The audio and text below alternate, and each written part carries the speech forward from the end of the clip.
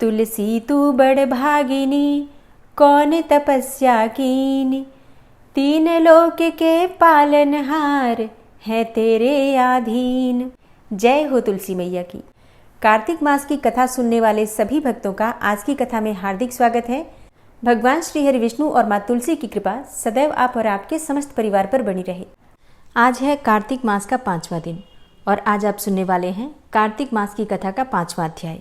तो भगवान श्री हरि विष्णु का ध्यान करके आज की कथा का प्रारंभ करते हैं।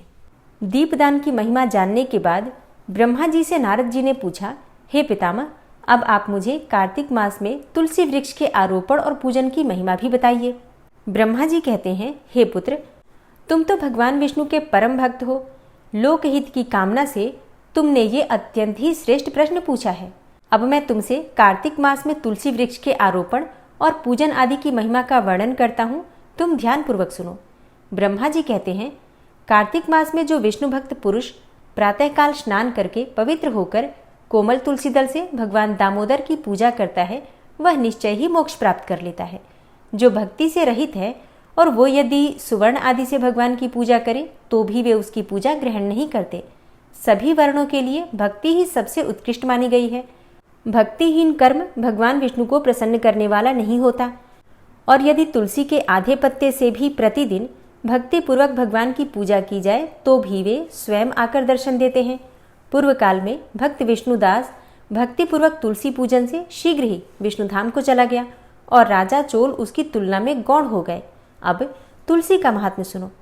यह पाप का नाश और पुण्य की वृद्धि करने वाली है। अपनी लगाई हुई तुलसी जितना ही अपने मूल का विस्तार करती है, उतना ही सहस्त्र युगों तक मनुष्य ब्रह्मलोक में प्रतिष्ठित होता है। यदि कोई तुलसी संयुक्त जल में स्नान करता है तो वह सब पापों से मुक्त होकर भगवान विष्णु के लोक में आनंद का अनुभव करता है। हे महामुने, जो लगाने के लिए तुलसी का संग्रह करता और लगाकर तुलसी का वन तैयार कर देता है, वह उतने से ही पाप मुक्त होकर ब्रह्म भाव को प्राप्त होता है। जिसके घर में तुलसी का बगीचा विद्यमान है, उसका वो घर तीर्थ के समान है। वहां यमराज के दूत नहीं जाते। तुलसी वन सब पापों को नष्ट करने वाला, पुण्यमय तथा अभिष्ट कामनाओं को देने वाला है। जो श्रेष्ठ मानव तुलसी का बगीचा लगाते हैं वे यमराज को नहीं देखते। जो मनुष्य तुलसी काष्ठ संयुक्त गंध धारण करता है, क्रियमाण पाप उसके शरीर का स्पर्श नहीं करता। जहाँ तुलसी वन की छाया होती है वहीं पितरों की तृप्ति के लिए श्राद्ध करना चाहिए। जिसके मुख में, कान में और मस्तक पर तुलसी का पत्ता दिखाई देता है, उसके ऊपर यमराज दृष्टि भी नहीं डाल सकते। फिर दूतों की तो बात ही क्या है। जो प्रतिदिन आदर पूर्वक तुलसी की महिमा सुनता है, वह सब पापों से मुक्त होकर ब्रह्मलोक को जाता है। हे महामुने, इस विषय में मैं तुम्हें एक कथा सुनाता हूँ, तुम ध्यान पूर्वक सुनो। पूर्व काल की बात है। काश्मीर देश में हरिमेधा और सुमेधा नामक 2 ब्राह्मण रहते थे, जो भगवान विष्णु की भक्ति में संलग्न रहते थे। उनके हृदय में संपूर्ण प्राणियों के प्रति दया थी और वे सब तत्वों का यथार्थ मर्म समझने वाले थे।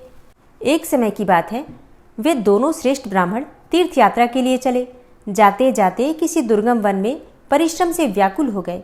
वहां उन्होंने एक स्थान पर तुलसी का वन देखा। उनमें से सुमेधा ने वह तुलसी का महान वन देखकर उसकी परिक्रमा की और भक्तिपूर्वक उनको प्रणाम किया। यह देखकर हरिमेधा ने तुलसी का महात्म्य और फल जानने के लिए बड़ी प्रसन्नता के साथ बार बार पूछा, ब्रह्मन, अन्य देवताओं, तीर्थों, व्रतों और मुख्य मुख्य ब्राह्मणों के रहते हुए तुमने तुलसी वन को क्यों प्रणाम किया? सुमेधा बोला, महाभाग, सुनो, यहाँ धूप सता रही है, इसलिए हम लोग उस बरगद के समीप चलें। उसकी छाया में बैठकर मैं यथार्थ रूप से सब बात बताऊंगा।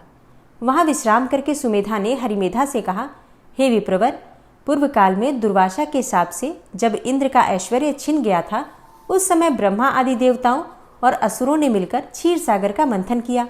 उससे ऐरावत हाथी, कल्प वृक्ष, चंद्रमा, लक्ष्मी, उच्चैश्रवा घोड़ा, कौस्तुभ मणि तथा धन्वंतरी रूप भगवान श्रीहरि और दिव्य औषधियां प्रकट हुई। तदनंतर अजरता और अमरता प्रदान करने वाले उस अमृत कलश को दोनों हाथों में लिए हुए श्री विष्णु बड़े हर्ष को प्राप्त हुए और उनके नेत्रों से आनंद अश्रुओं की कुछ बूंदें उस अमृत के ऊपर गिरी। उनसे तत्काल ही मंडलाकार तुलसी उत्पन्न हुई। इस प्रकार वहां प्रकट हुई लक्ष्मी तथा तुलसी को ब्रह्मा आदि देवताओं ने श्रीहरि की सेवा में समर्पित किया और भगवान ने उन्हें ग्रहण कर लिया। तब से तुलसी जी जगदीश्वर श्री विष्णु को अत्यंत प्रिय करने वाली हो गई। संपूर्ण देवता भगवत प्रिया तुलसी की श्रीहरि विष्णु के समान ही पूजा करते हैं। भगवान नारायण संसार के रक्षक हैं और तुलसी उनकी प्रियतमा है, इसलिए उन्हें मैंने प्रणाम किया। सुमेधा इस प्रकार कह ही रहे थे कि सूर्य के समान अत्यंत तेजस्वी एक विशाल विमान उनके निकट ही दिखाई दिया। उन दोनों के आगे ही वह बरगद का वृक्ष गिर पड़ा और उससे 2 दिव्य पुरुष निकले जो अपने तेज से सूर्य के समान संपूर्ण दिशाओं को प्रकाशित कर रहे थे। उन दोनों ने हरिमेधा और सुमेधा को प्रणाम किया। उन्हें देखकर वे दोनों ब्राह्मण भय से विह्वल हो गए और आश्चर्यचकित होकर बोले, आप दोनों कौन हैं? देवताओं के समान आपका सर्वमंगलमय स्वरूप है। आप नूतन मंदार की माला धारण किए कोई देवता प्रतीत होते हैं। उन दोनों के इस प्रकार पूछने पर वृक्ष से निकले हुए पुरुष बोले, हे विप्रवरों, आप दोनों ही हमारे माता पिता और गुरु हैं। बंधु आदि भी आप ही दोनों हैं। इतना कहकर उनमें से जो ज्येष्ठ था वो बोला, मेरा नाम आस्तिक है, मैं देवलोक का निवासी हूँ। एक दिन मैं नंदनवन में एक पर्वत पर क्रीड़ा करने के लिए गया। वहाँ देवांगनाओं ने मेरे साथ इच्छानुसार विहार किया। उस समय युवतियों के मोती और बेला के हार तपस्या करते हुए लोमस मुनि के ऊपर गिर पड़े। वह सब देखकर मुनि को बड़ा क्रोध हुआ। उन्होंने सोचा, स्त्रियां तो परतंत्र होती हैं, अतः यह उनका अपराध ही नहीं है। यह दुराचारी आस्तिक ही शाप पाने के योग्य है। ऐसा निश्चय करके उन्होंने मुझे शाप दे दिया। अरे, तू ब्रह्म राक्षस होकर बरगद के वृक्ष पर निवास कर। फिर मैंने विनय पूर्वक जब उन्हें प्रसन्न किया तब उन्होंने इस शाप से मुक्त होने की अवधि भी निश्चित कर दी। लोमश ऋषि ने कहा, जब तू किसी ब्राह्मण के मुख से भगवान विष्णु का नाम और तुलसी दल की महिमा सुनेगा तब तत्काल तुझे उत्तम मोक्ष प्राप्त हो जाएगा।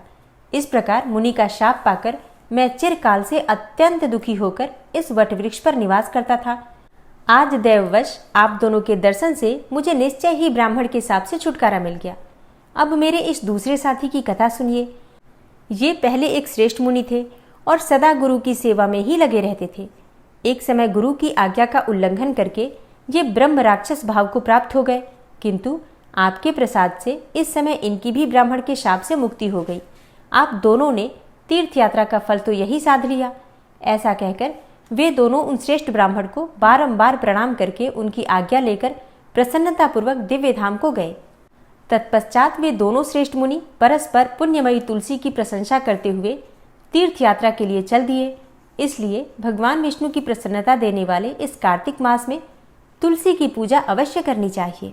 तो प्रेम से बोलिए श्री तुलसी महारानी की जय। कार्तिक मास की कथा का 5वां अध्याय समाप्त हुआ और अब आप सुनेंगे कार्तिक मास में सुनी जाने वाली इल्ली और धुनिया की कथा। एक इल्ली थी, एक धुनिया था। इल्ली बोली, आ धुनिया, दोनों कार्तिक नहाए। धुनिया बोला, तू तो गिरी छुहारे में पड़ी रहती है, तेरे में तो बड़ी ताकत है, तू ही नहा ले। मैं तो मोठ बाजरे में पड़ा रहता हूँ, मैं तो नहीं नहाऊंगा। मैं तो हरा भरा सिट्टा खाऊंगा, ठंडा ठंडा पानी पीऊंगा। फिर तो इल्ली रोजाना राजी की बाई के पल्ले में लगकर नहा आती और धुनिया नहीं जाता। कार्तिक उतरते ही पूर्णिमा को दोनों मर गए। इल्ली कार्तिक नहाई थी, इसलिए उसने राजा के घर जन्म लिया और राजकुमारी बनी, लेकिन धुनिया राजा के घर मेंढक बना। फिर राजकुमारी का ब्याह रचाया गया। जब विदा का समय आया तब राजकुमारी का बैल रुक गया। तो राजा रानी ने पूछा कि बैल क्यों रुका, तुम्हें क्या चाहिए, मांगो। तब राजकुमारी बोली कि मुझे मेंढक सोने की शाकल में बांधकर मेरे रथ के पीछे बांध दो। सबने कहा, राजकुमारी जी, मेंढक क्यों मांगा, तुम्हें कुछ धन और चाहिए तो धन ले लो। लेकिन राजकुमारी ने कहा कि नहीं, मुझे तो मेंढक ही चाहिए। तब राजा रानी ने मेंढक को राजकुमारी के रथ के पीछे बांध दिया। जब राजकुमारी महलों में पहुंची तो मेंढक को सीढ़ी के नीचे बांध दिया। अब जब भी राजकुमारी सीढ़ियों से उतरती चढ़ती तो मेंढक कहता, ए चटको मटको, ए श्याम सुंदरी, थोड़ा पानी तो पिला। राजकुमारी कहती, मैं कहती थी ना कि तू कार्तिक नहा। एक दिन उनकी ये बातें राजकुमारी की देवरानी और जेठानी ने सुन लिया और सोचा कि राजा कोई रानी ब्याह कर लाया है या जादूगरनी ब्याह कर लाया है। उन्होंने राजकुमार से ये बातें कही कि तू रानी लाया है या जादूगरनी, जो आदमियों से तो बात नहीं करती और जानवरों से बात करती है। राजा ने कहा कि जब तक आंखों से नहीं देखूं तब तक नहीं मानूंगा। एक दिन राजा छुपकर बैठ गया। राजकुमारी महलों से नीचे उतरी तो फिर मेंढक ने वही कहा और रानी ने भी वही जवाब दिया। तब राजा तलवार लेकर खड़ा हो गया और कहा, कि तू मेंढक से क्या बात करती है, सच्ची बता, नहीं तो तलवार से काट दूंगा। रानी पहले तो चुप रही, लेकिन राजकुमार के जिद के आगे उसे बताना ही पड़ा। रानी बोली, पिछले जन्म में मैं एक इल्ली थी और ये एक धुनिया था। इसको मैंने कहा था कि आ दोनों कार्तिक नहाएंगे। ये तो नहाया नहीं और मैं नहा ली, इसलिए मैं राजकुमारी बनी और ये मेंढक बना, और हम दोनों पिछले जन्म की बातें करते हैं। राजा ने कहा कि कार्तिक में गंगा नहाने का इतना फल होता है, तो हम दोनों ही जोड़े से कार्तिक नहाएंगे और खूब दान पुण्य किया करेंगे, जिससे हमें आगे इससे भी ज़्यादा फल मिलेगा। दोनों कार्तिक नहाने लगे। राजा के घर खूब धन संपत्ति हो गई। हे कार्तिक महाराज, जैसा इल्ली को दिया वैसा सबको देना, जैसा धुनिया को दिया ऐसा किसी को न देना। कहानी कहने वाले, सुनने वाले और हुंकारा भरने वाले सब पर अपनी कृपा करना। और अब प्रेम से बोलिए, कार्तिक के ठाकुर राई दामोदर भगवान की जय। और अब आप सुनेंगे श्री तुलसी चालीसा। श्री तुलसी महारानी करु विनय सिरनाय, जो मम हो संकट विकट दीजे मात नशाय। नमो नमो तुलसी महारानी, महिमा अमित न जाए बखानी। दियो विष्णु तुमको सन्माना, जग में छायो सुयस महाना। विष्णु प्रिया जय जयति भवानी, तिहु लोक की हो सुख खानी। भगवत पूजा करे जो कोई, बिना तुम्हारे सफल न होई। जिन घर तव नहीं होय निवासा, उस घर कर ही विष्णु नहीं बासा। करें सदा जो तव नित सुमिरन, तेहि के काज होय सब पूरन। कार्तिक मास महात्म तुम्हारा, ताको जानत सब संसारा। तव पूजन जो करे कुंवारी, पावे सुंदर वर सुकुमारी। करे जो पूजा नित प्रति नारी, सुख संपत्ति से होय सुखारी। वृद्धा नारी करे जो पूजन, मिले भक्ति होवे पुलकित मन। श्रद्धा से पूजे जो कोई, भवनिधि से तर जावे सोई। कथा भागवत यज्ञ करावे, तुम बिन नहीं सफलता पावे। छायो तब प्रताप जग भारी, ध्यावत तुम्हि सकल चित धारी। तुम्ही मात यंत्रन तंत्रन में, सकल काज सिद्धि होवे क्षण में। औषधि रूप आप हो माता, सब जग में तव यश विख्याता। देव ऋषि मुनि और तपधारी, करत सदा तव जय जयकारी। वेद पुराणन तव यश गाया, महिमा अगम पार नहीं पाया। नमो नमो जय जय सुख कारणी, नमो नमो जय दुख निवारणी। नमो नमो सुख संपत्ति देनी, नमो नमो अघ काटन छेनी। नमो नमो भक्तन दुख हरणी, नमो नमो दुष्टन मद छेनी। नमो नमो भव पार उतारणी, नमो नमो परलोक सुधारणी। नमो नमो निज भक्त उबारणी, नमो नमो जन काज सवारणी। नमो नमो जय कुमति नशावनी, नमो नमो सब सुख उपजावनी। जयति जयति जय तुलसी माई, ध्याऊं तुमको शीश नवाई। निज जन जानी मोहि अपनाओ, बिगड़े कारज आप बनाओ। करूं विनय मैं मात तुम्हारी, पूर्ण आशा करहु हमारी। शरण चरण कर जोरी मनाऊं, निश दिन तेरे ही गुण गाऊं। करहु मात अब मोह पर दाया, निर्मल होए सकल मम काया। मांगू मातु यही बर दीजे, सकल मनोरथ पूर्ण कीजे। जानू नहीं कछु नेम आचारा, क्षमहु मातु अपराध हमारा। 12 मास करे जो पूजा, तासम जग में और नहीं दूजा। प्रथम ही गंगा जल मंगवावे, फिर सुंदर स्नान करावे। चंदन अक्षत पुष्प चढ़ावे, धूप दीप नैवेद्य लगावे। करें आचमन गंगा जल से, ध्यान करे हृदय निर्मल से। पाठ करे फिर चालीसा की, स्तुति करे मात तुलसा की। यह विधि पूजा करे हमेशा, ताके तन नहीं रहे कलेशा।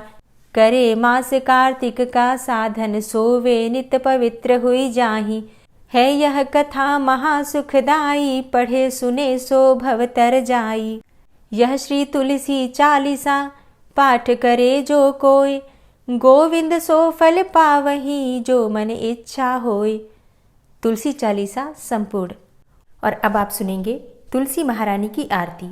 तुलसी महारानी नमो नमो, हरि की पटरानी नमो नमो, तुलसी महारानी नमो नमो, हरि की पटरानी नमो नमो। धन्य तुलसी पूरण तप कीनो, धन्य तुलसी पूरण तप कीनो, शालिग्राम की बनी पटरानी नमो नमो, तुलसी महारानी नमो नमो, हरि की पटरानी नमो नमो। जाके पत्र मंजरी कोमल, जाके पत्र मंजरी कोमल, श्रीपति कमल चरण लपटानी नमो नमो, हरि की पटरानी नमो नमो, तुलसी महारानी नमो नमो। धूप दीप नैवेद्य आरती, धूप दीप नैवेद्य आरती, पुष्पन की वर्षा बरसानी नमो नमो, हरि की पटरानी नमो नमो, तुलसा महारानी नमो नमो।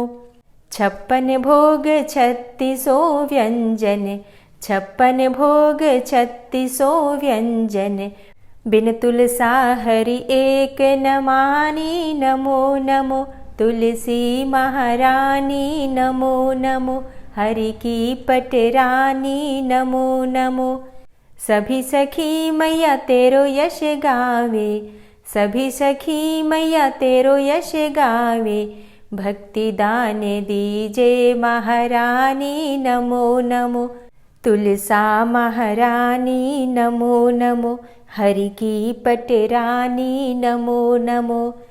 नमो नमो तुलसा महारानी, नमो नमो तुलसी महारानी, तुलसी महारानी नमो नमो, हरि की पटरानी नमो नमो, तुलसी महारानी नमो नमो, हरि की पटरानी नमो नमो। प्रेम से बोलिए तुलसी मैया की जय। कार्तिक के ठाकुर राई दामोदर की जय। जय जय श्री कृष्णा, जय श्री राधे। तो दोस्तों ये है आज की वीडियो, उम्मीद करती हूँ आपके लिए उपयोगी होगी। अगर वीडियो पसंद आई हो तो लाइक कीजिए, शेयर भी ज़रूर कीजिए, और अगर आप चैनल पर पहली बार आए हैं, अभी तक आपने चैनल को सब्सक्राइब नहीं किया है, तो आज की वीडियो अगर आपको अच्छी लगे तो चैनल को सब्सक्राइब करके बेल आइकन को ज़रूर प्रेस कर लीजिए। इससे ये होगा कि इस चैनल पर जो भी नई वीडियो अपलोड होंगी उनकी नोटिफिकेशन आपको सही समय पर प्राप्त होगी। मिलती हूँ मैं आपसे अगली वीडियो में, तब तक के लिए जय श्री राधे।